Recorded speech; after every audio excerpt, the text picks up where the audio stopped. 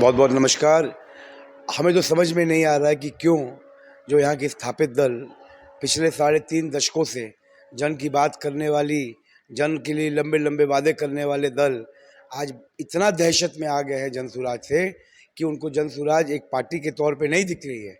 सिर्फ वो इसी में व्यस्त हैं कि जनसुराज किसी की बी टीम है या किसी की ए टीम है। मैं हाथ जोड़ के सभी से बोलना चाहता हूँ, जनता की बात कीजिए, जनता के मुद्दों की बात कीजिए। जिस प्रकार सकारात्मक राजनीति जनसुराज कर रही है वो करने का काम करें तो बेहतर होगा। कल अमित शाह आ रहे हैं। जी, अमित शाह आ रहे हैं तो कौन सा इतना नया बात कर रहे हैं। अमित शाह जी आएंगे फिर वही पुरानी बातें करेंगे या कोई नया जुमला देंगे।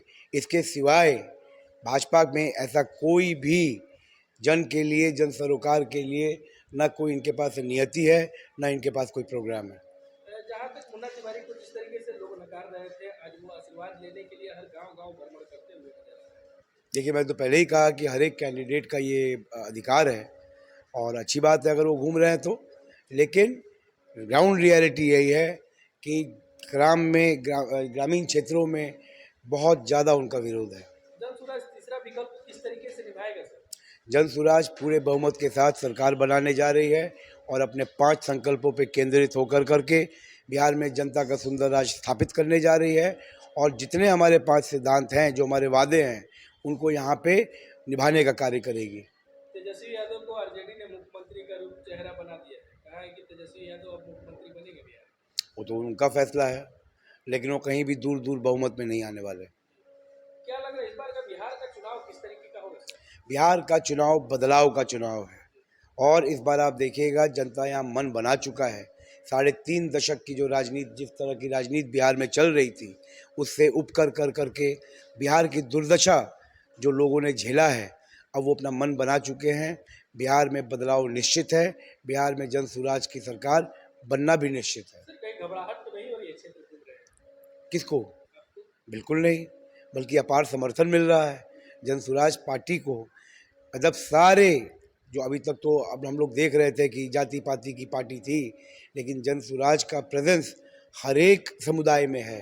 और मैं आपको पूरी जिम्मेदारी के साथ बता देना चाहता हूं कि अपार समर्थन जनसुराज को हर एक वर्ग से मिल रहा है। सर कांग्रेस छोड़ने के बाद जब आप जनसुराज में हैं तो क्या लग रहा था कि जनसुराज में इस तरीके से लोगों का अपार समर्थन मिलेगा? देखिए, जनसुराज का विजन बिल्कुल क्लियर है और ज़रूर जनसुराज नई पार्टी है, लेकिन जिन सिद्धांतों के साथ, जिनके आदर्शों पे जनसुराज चल रही है और जिसको कहा जाए कि जो पूर्व में जिस तरह का भारत में राजनीति होता था, वही ढंग से राजनीति जनसुराज कर रही है। तो ये ज़रूर हम लोगों को विश्वास है और विश्वास था भी कि जनसुराज अपने पथ से भटकेगी नहीं। गांधी जी और अंबेडकर जी के आदर्शों पर चलते हुए बिहार में जनता का सुंदर राज स्थापित करेगी। सिंबल नंबर कितना मिला है आपको? बस्ता छाप कितने नंबर पे? 5 नंबर हम लोग का बटन है ईवीएम पे और हमारा चुनाव चिन्ह जो है स्कूल का बस्ता है। सर स्कूल का बस्ता ही मिला और जनसुराज का जो सोच था, लोग कह रहे हैं कि स्कूल का बस्ता है, इस पे क्या कहना है? हम लोगों ने मांग के, ये हमको अकस्मात नहीं मिला है, ये हम लोगों ने मांग के लिया है और हमारा ये नारा है कि स्कूल का बस्ता ही विकास का रास्ता है।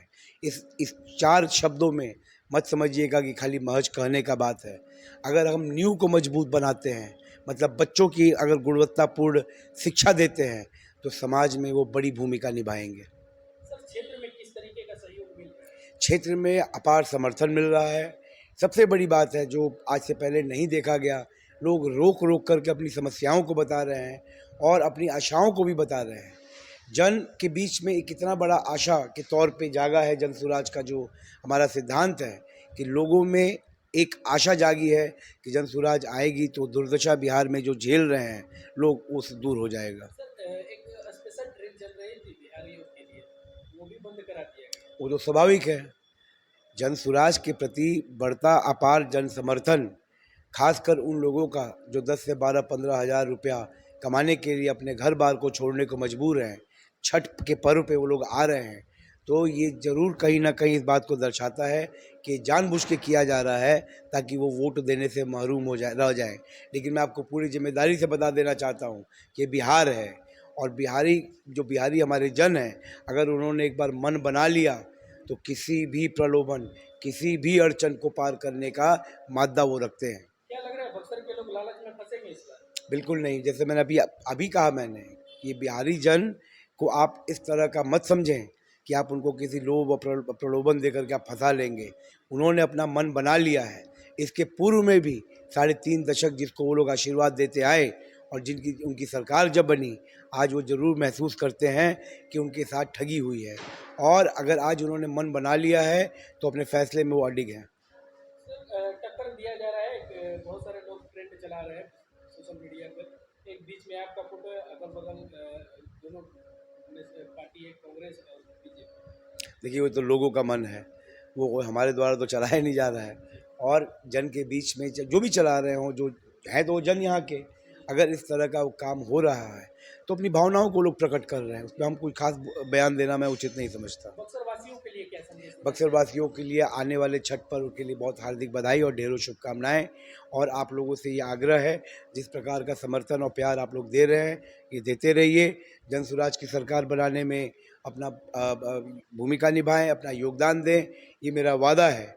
आपके विश्वास पे हम लोग खरे उतरेंगे। आप अपना मत, अपना आशीर्वाद जनसुराज को दीजिएगा।